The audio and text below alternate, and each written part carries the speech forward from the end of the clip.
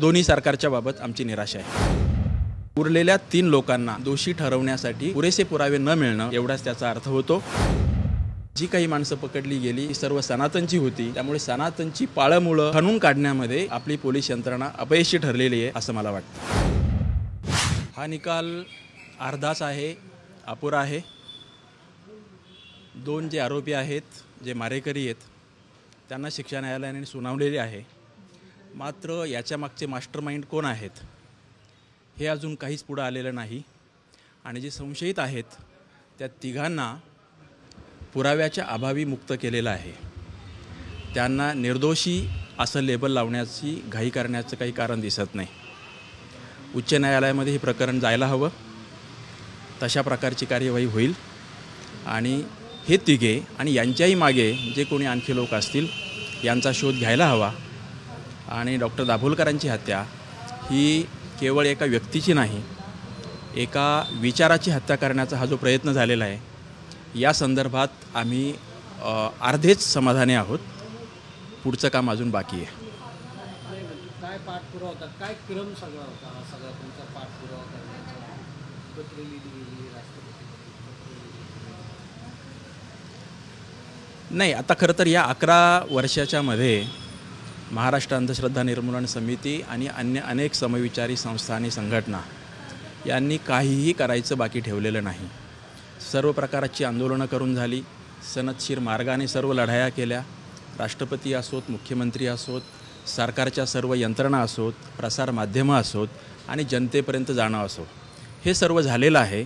आणि तरीही अशा प्रकारे अर्धाच निकाल लागत असेल तर याचा अर्थ पोलिसांचा तपास कमी पडला किंवा तपास कमी पडला, परंतु CBI न्यायालयासमोर पुरावे सादर करण्यात कमी पडली, किंवा न्यायालयासमोर सादर केलं गेलेलं आहे मात्र न्यायालयाला एवढ्या आधारावर उरलेल्या 3 लोकांना दोषी ठरवण्यासाठी पुरेसे पुरावे न मिळणं एवढाच त्याचा अर्थ होतो।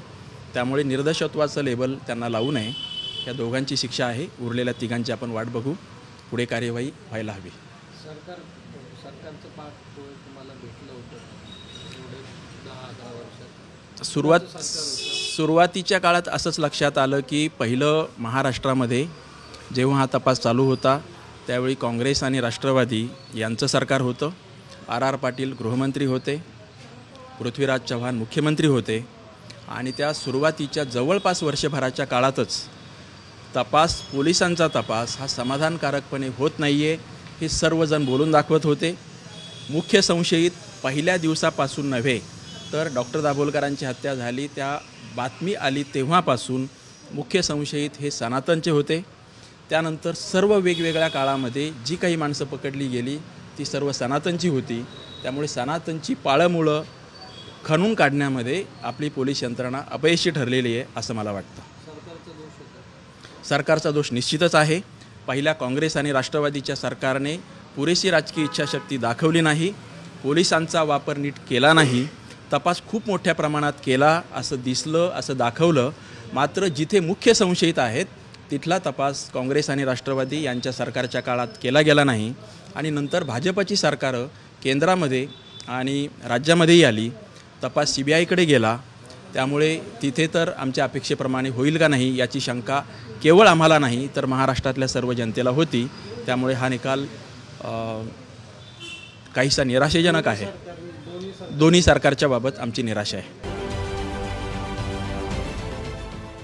देश विदेशातील प्रत्येक घडामोडींचे लाईव्ह अपडेट मिळवण्यासाठी आता साम टीव्हीच्या सर्व सोशल मीडिया प्लॅटफॉर्मला लाईक, फॉलो आणि सबस्क्राईब करा।